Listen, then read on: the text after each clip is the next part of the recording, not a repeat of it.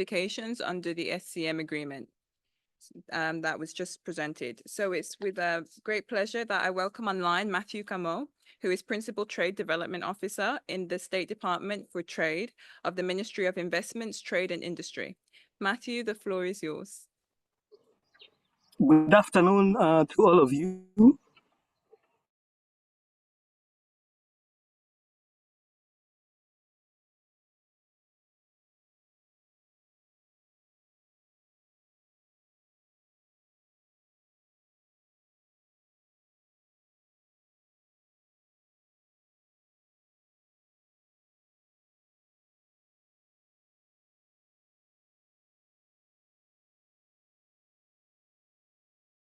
By Shref, but all the same, I'll just continue even without the slides. I'm seeing the slides are off. As I was saying, we attended the sessions last year. Kenya was represented by myself only. We were not able to go, two of us, some countries, but all the same, it was a great experience. So we'll just get started. Next slide, please. Next slide. So this is going to be a very short presentation. I'll just give you a very short background, talk about the technical assistance, our experience, my experience, and my suggestion. And then I had been requested to say something on green industrial subsidies in Kenya. So it's something prepared that's very short. I'm convinced that there's so much to say on this as far as Kenya is concerned, probably for another meeting, but I'll say something brief in one slide. Let's move on. Next slide, please. Next, please. Thank you. The technical assistance program, which I attended, was in two phases. So to avoid to repeat what Sheref has said, I just wanted here to share with you the dates. And it was in June and in December of 2023. I've not mentioned phase two. There were three phases, but for me, it was like two phases, but there was an in-between phase where we did now the assignment and we had the meetings that was mentioned, the virtual meetings, and then we went back to Geneva for the final phase. Next slide, please. Now, in phase one, since some of this has been said, but very briefly, in phase one, we learned about the SCM. For most of the delegates, this SCM was something very new. And it's also something very technical.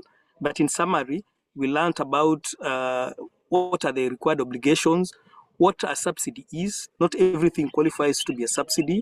And of course, we talked about the agreement on agriculture, which is also a very technical area. And we had some very good country experiences from other WTO members, which has already been talked about. Next slide, please. So in the second phase, of course, in between, as I had said, we did the drafts and shared with the secretariat, Sheref and team, and had virtual meetings to discuss that. So in the second one, this should be the third one actually, we went back to Geneva and did the presentations on our draft notifications. Actually, by the time we went back, for a few of the delegates, their WTO had officially received their notifications pending publication. So that's how we ended the second one. Next slide, please. Okay, next one. Next slide. So here I'm going to talk briefly about the subsidy program in Kenya. Mostly the subsidy program in Kenya is focused in the EPZ areas, the export processing zones. So under the export processing zones, investors, manufacturers, whether they are foreign companies or local companies, invest there in those zones to manufacture for export. So what the government does, in order to encourage exports and to encourage investment, they are given certain incentives. But these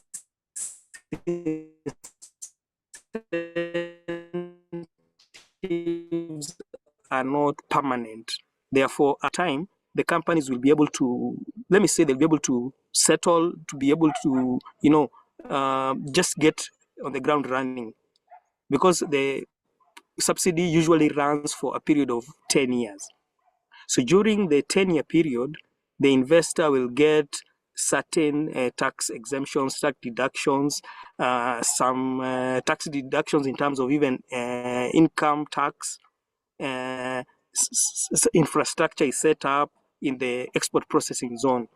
So those are the kind of incentives that the government puts for a fixed period of time during which the investors are expected to settle down. And after this fixed period, the investors now will have to be like any other investor, and they are subject to pay tax. That's how the program works in Kenya, and it is enshrined in there's the EPZ law, there is the income tax law, and of course there is the Kenya Revenue Authority law, certain parts of that law which also manage this process. Next slide, please. So to get the data on how to for me to do the process, I've just done a small slide here to just give you a glimpse of how we did it. So there was the phase of data collection, and mostly it's from the EPZs themselves, and there is an overall authority called the EPZ authority, which manages the sector. It issues the licenses basically. So these are the agencies, the Revenue Authority and the EPZ authority. They are the agencies I contacted to get information on the subsidy program provided by the government of Kenya. And then using that information, I was able to prepare a draft, which of course was shared with the Secretariat, and there was back and forth. And then after the draft was approved, I wrote to the head of the State Department, here in Kenya known as the Principal Secretary. So for the process to become now official, where we send it to the mission in Geneva, who now submit it to the WTO. So now we've learned that, and hopefully this is what we'll be doing. And since this is a first phase, there could be maybe another small subsidy program which is not known to me. So I'm still working on the data. I'm still researching on that.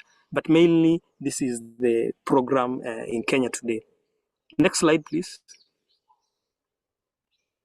Obviously, as I've said previously, we got a lot of support from the Secretariat. This, I had to mention this, the meetings, the communication, the guidance, sharing the drafts, the corrections, the consultations, that really came a long way in the success of the program.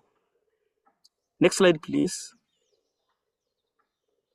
So here in this slide, I'm just giving a recommendation or based on my experience.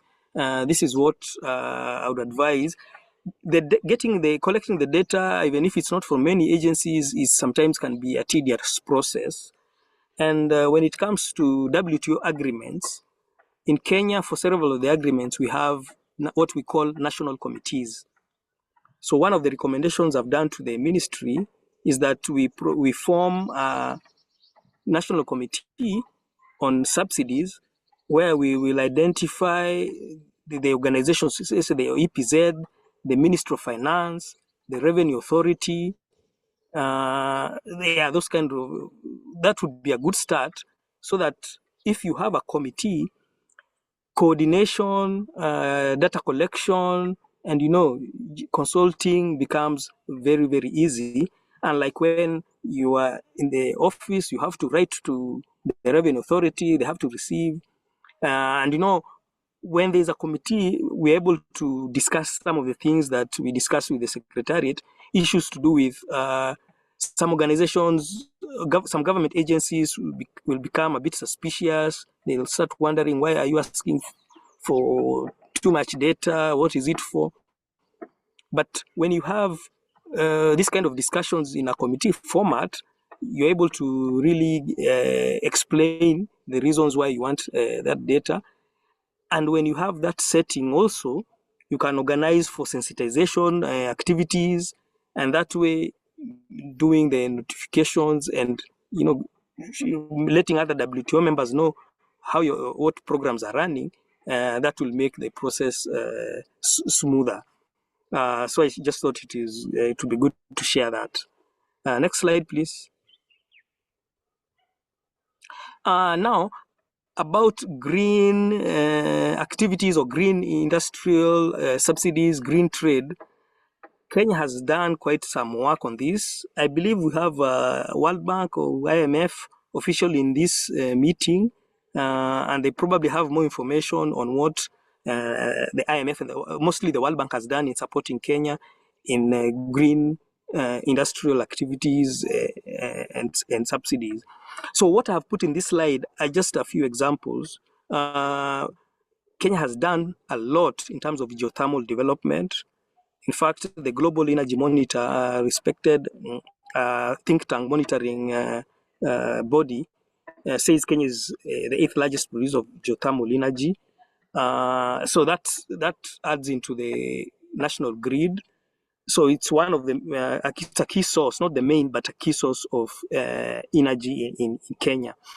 The other example I've shared here is the Green Energy Fund, which has funding from the World Bank and other international agencies.